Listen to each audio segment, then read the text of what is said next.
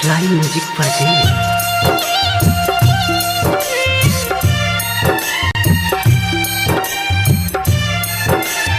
Music by DJ Kuraj। Mahakal recording studio Riga नीचा।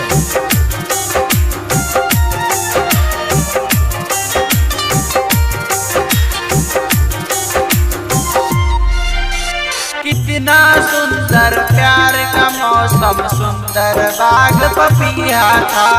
कितना सुंदर प्यार का मौसम, सुंदर बाग पपीहा था।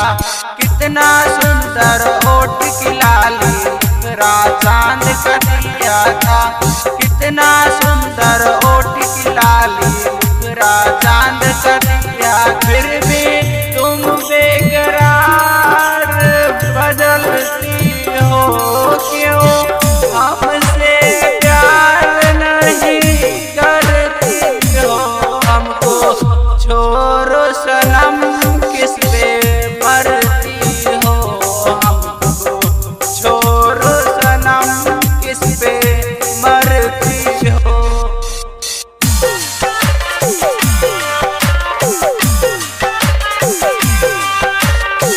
Music by DJ Kuraj।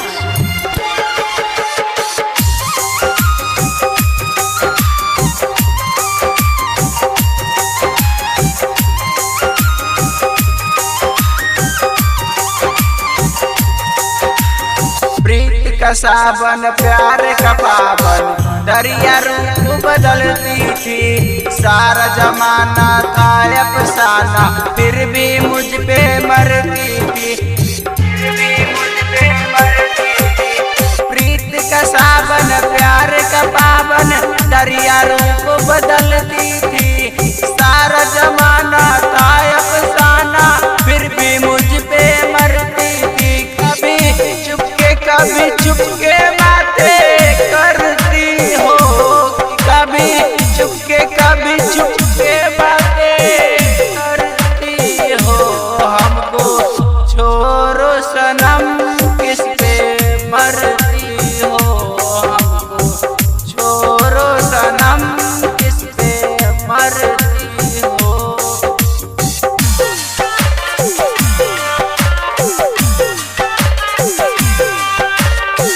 Music by DJ Kuraj।